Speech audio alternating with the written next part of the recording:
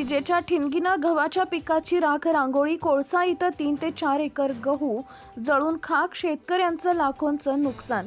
हिंगोली जिल्ह्यातील सेनगाव तालुक्यातील कोळसा परिसरात विजेच्या तारांमधील घर्षणामुळे पडलेल्या ठिणगीनं उभ्या पिकाच्या गव्हाला भीषण आग लागून सुमारे 3 ते 4 एकरांवरील गहू जळून खाक झाला.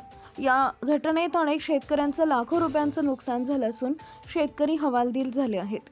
मिळालेल्या माहितीनुसार रविवारी दुपारी सुमारे 3 ते 4 वाजताच्या सुमारास कोळसा पांदण रस्त्यालगत असलेल्या शेतातून गेलेल्या वीज वाहिनीच्या लोंबकळणाऱ्या तारांमध्ये घर्षण होऊन ठिणगी पडली.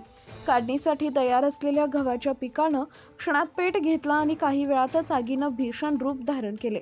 आग लागल्याचं लक्षात येताच परिसरातील शेतकऱ्यांनी तातडीनं घटनास्थळी धाव घेत पाणी व उपलब्ध साहाय्याच्या साहाय्यानं आग आटोक्यात आणण्याचा प्रयत्न केला, मात्र तोपर्यंत मोठ्या प्रमाणात नुकसान झालं होतं. या आगीत उकडी लिंबाजी मसूरकर गट क्रमांक 232 यांची शेती साहित्य, वखर व वायर यासह सुमारे 1 लाख रुपयांचं नुकसान झालंय. तसेच शकील शेख रहमान गट क्रमांक 238 यांचा सुमारे 1 एकर गहू जळाला.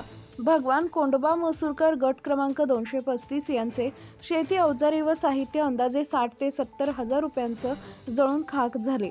शिवदास उत्तम तोंड गट क्रमांक 234 व वसुदेव दगडू मसूरकर गट क्रमांक 236 यांचा प्रत्येकी सुमारे 1 एकर गहू आगीत नष्ट झाला. याशिवाय शेतातील पाईपलाईनही जळून नुकसान झाले. दरम्यान या घटनेनंतर संतप्त शेतकऱ्यांनी वीज वितरण कंपनीच्या निष्काळजीपणामुळेच ही आग लागल्याचा आरोप केलाय. महसूल प्रशासनानं तातडीनं घटनास्थळी पंचनामा करून नुकसानग्रस्त शेतकऱ्यांना लवकरात लवकर भरपाई द्यावी अशी मागणी शेतकऱ्यांकडून करण्यात येते. आपल्या परिसरातील ताज्या आणि महत्त्वाच्या बातम्या पाहण्यासाठी आजच आपल्या धुमाकूळ महाराष्ट्र न्यूजला YouTube वर सबस्क्राईब करा आणि बेल आयकॉन प्रेस करा.